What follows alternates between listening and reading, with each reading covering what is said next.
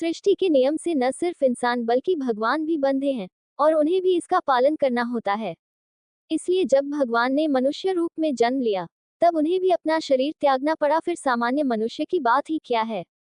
लेकिन मनुष्य के अनुरोध पर यमराज ने मृत्यु से पहले 4 संदेश देने का वचन दिया था, जिसका पालन आज भी यमराज करते हैं। इसके साथ ही मृत्यु बिल्कुल करीब आने पर कुछ एहसास भी दिलाते हैं कि अब वक्त पूरा हुआ, अब शरीर त्यागने का समय आ गया है। आइए जाने ये 4 संदेश और संकेत क्या हैं। सफेद बल। सबसे पहले उन 4 संदेशों की बात करें जो यमराज सामान्य मृत्यु से पहले हर किसी को भेजते हैं। आपने देखा होगा कि जब उम्र बढ़ने लगती है तो सबसे पहले क्या होता है, व्यक्ति के बाल सफेद होने लगते हैं। दरअसल इसे पहला संदेश माना जाता है कि अब उम्र बढ़ रही है, मोह की दुनिया से बाहर निकलना शुरू करो। नकली दांत। दूसरा संदेश जब कुछ और उम्र बढ़ती है तब प्राप्त होता है। इस समय व्यक्ति के दांत गिरने लगते हैं।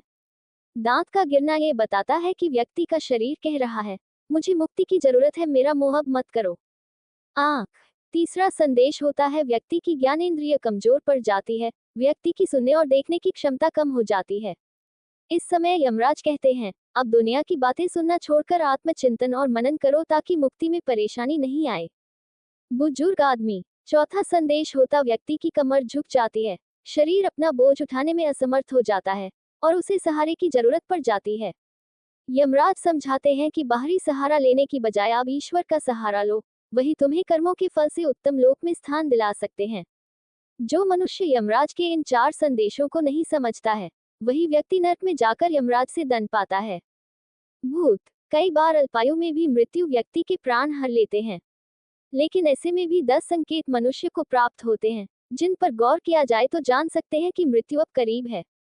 छाया। पानी में, तेल में, दर्पण में अपनी छवि नहीं आए या उनकी परछाई विकृत दिखाई देने लगे तो ऐसा माना जाता है कि व्यक्ति के शरीर त्यागने का समय नजदीक आ चुका है।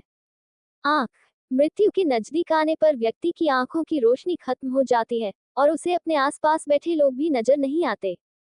जो भी अच्छे या बुरे कर्म किए हैं वह सारे कर्म व्यक्ति की आंखों के सामने से इस प्रकार गुजरते हैं जैसे किसी फिल्म को आप उल्टा देख रहे हो, यानी जीवन के अंतिम कर्म से लेकर जन्म तक की सभी घटनाएं आंखों के सामने तैरती चली जाती है।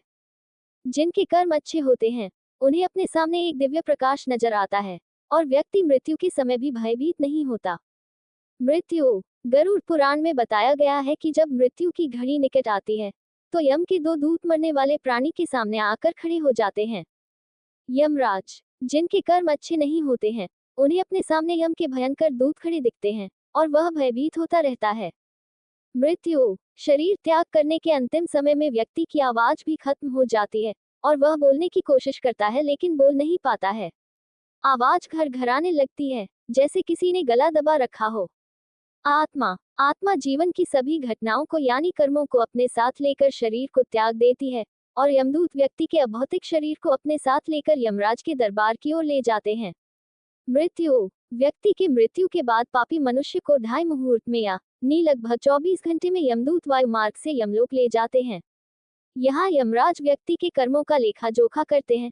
इसके बाद यमदूत वापस व्यक्ति की आत्मा को लेकर पृथ्वी पर आते हैं।